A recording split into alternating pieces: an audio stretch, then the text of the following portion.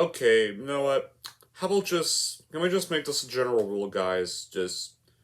And that is, no making any sequels to any movies directed by Ivan Reitman, ever.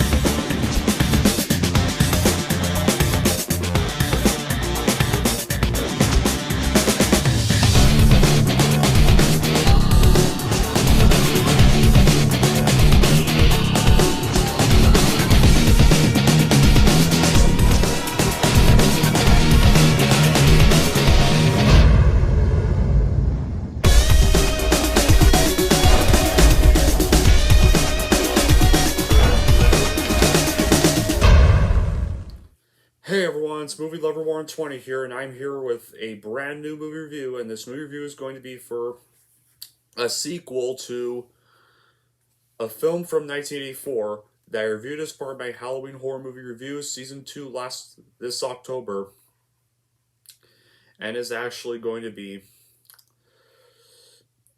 yeah, and it's the second installment of this series. Oh, God. And this review is going to be for none other than the sequel to one of my favorite comedies of all time. Just one of the most iconic childhood movies ever.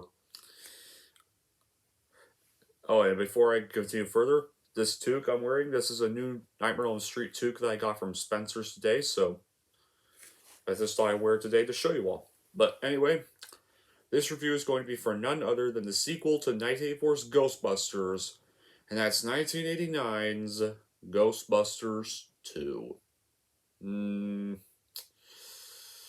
Oh boy, here we go. But what is the plot of this movie? Well, having lost her status and credibility 5 years after covering New York City with Marshmallow in the first movie back in 1984, the once famous band of spirit hunters find themselves struggling to keep afloat, working odd jobs. Damn it!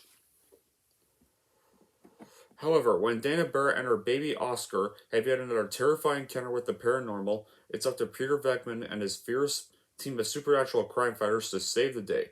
Now, once more, humanity is in danger as rivers of a slimy psycho-reactive ectoplasm, and the dreadful manifestation of the evil 16th century tyrants, Vigo the Carpathian, threatens to plunge the entire city to darkness unless the selfless Ghostbusters take action. Can they save the world for the second time? Man. So many things just wrong with this sequel. But before I get started on this review, I will say this. When I first saw this movie as a kid in 6th grade, I did like it at the time, but I had gotten older and older. I realized exactly how stupid I was to even think that. Because this movie is such an inferior sequel to such a great ending the first one had for many reasons. First of all, where are the ghosts? I mean, yeah, we have the Scolari brothers, we have Slimer, but there's an agonizing lack of spooks and specters in this sequel, and the busings are required. Like, Ghostbusters 2 should have opened with a great action sequence, with the Ghostbusters being called into action, and then launched the title screen. We have seen these guys set up. We've had their origin story. They were cheered by a city after saving the world from 40 years of darkness, earthquakes, volcanoes, the dead rising from the grave, human sacrifice, dogs and cats living together in mass hysteria like back in the first film. No. Instead, the movie stumbles over the starting line by announcing that they were sued by everyone in New York for blowing up Spook Central and were labeled as frauds.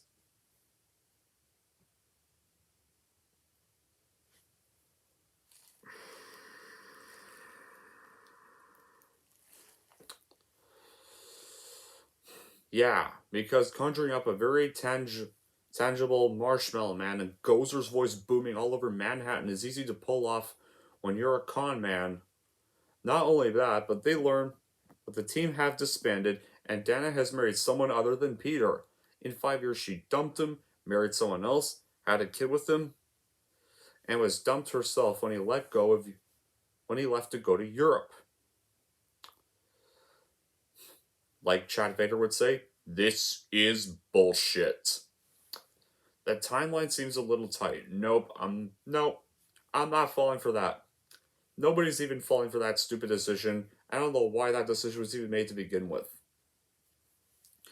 And, uh, and in this movie, a portrait of a gruesome medieval warlord being brought to a New York museum coincides with a vicious psycho magnathoric river of slime marginalizing beneath the streets. All the hate and anger in New York has become tangible and has given Vigo the Carpathian power from his painting. He wants to inhabit a newborn on the stroke of midnight on New Year's Eve and thus take over the world sometime later. He's hardly Gozer because Vigo does pretty much nothing the whole movie, and his motivation to become a 90s baby doesn't exactly frighten us. And where's the darkness? Like the first one. The first one was perfectly balanced between funny and dark. It was dark when it needed to be, and it was funny when it needed to be, and it perfectly worked like that. It was a beautiful balance between horror and comedy. This movie is far too lighthearted, helped none by newcomer Randy Elderman's lame score, which is like no match for the power of Elmer Bernstein from the first movie. Laszlo Kovac's gone, and Michael Chapman does a fine job in his plays with some truly wonderful wide shots and camera blocking featuring up to 6 characters at once. And Ghostbusters 2 does have great anamorphic photography, but the darkness is not there, and it's really needed if it's going to be a Ghostbusters movie.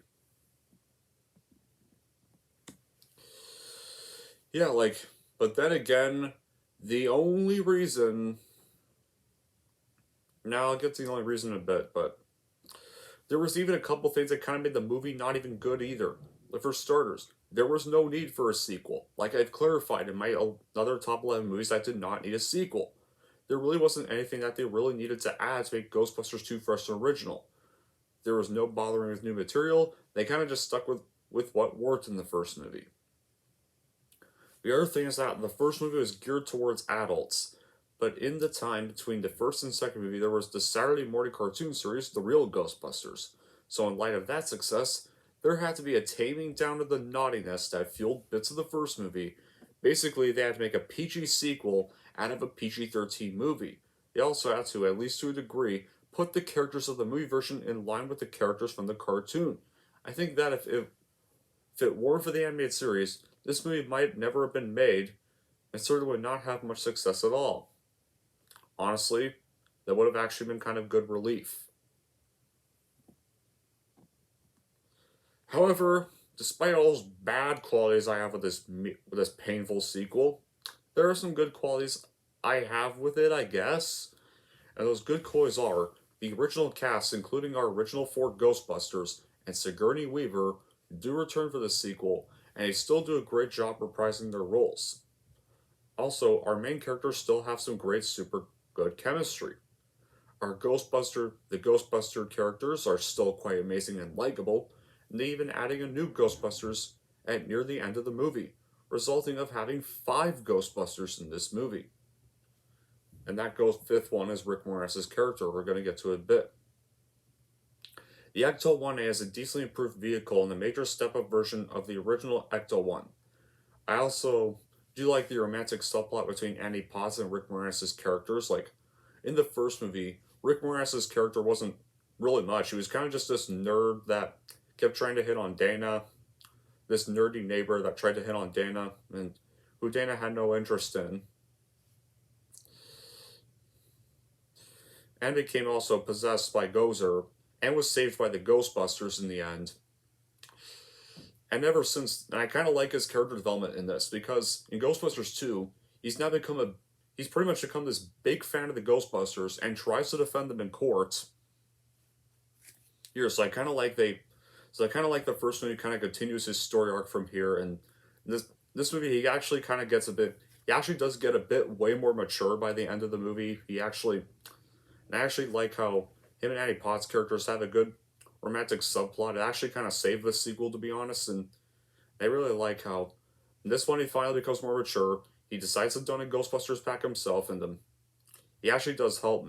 He actually kind of does help manage the Ghostbusters and call them out for missions once they get called back. Once they're able to start their business again. Again after the whole court scene, but and then in the end he becomes that fifth Ghostbusters, and he helps stop Vigo. So I kind of liked his story arc in this film. It was very nice. But other than that, this is a painfully mediocre sequel. Yes, I know there's people that like it and think it's one of the most underrated movies they've ever seen, but I'm one of the group that really does not enjoy the sequel.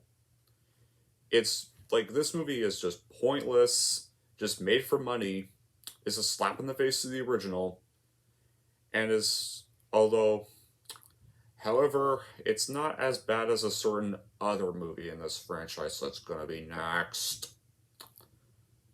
And it's but despite still being better than the certain movie that comes next, it's also also worth skipping. So yeah, that's my review for Ghostbusters 2, and here's how I'm going to rank it. I am going to give Ghostbusters 2 a 5 out of 10. Alright, and that pretty much wraps up my review for Ghostbusters 2. So you're all wondering. So of course we all know there's one more Ghostbusters movie to review. And that is for the one you guessed. Oh, no, please. I would rather, I'd rather be slimed by Slimer than watch that freaking movie again. Oh my god. Ugh. But until then, that'll be it for this review. Thank y'all for watching. And if you like this and want to see more, then don't forget to like, subscribe to Movie Lover 120.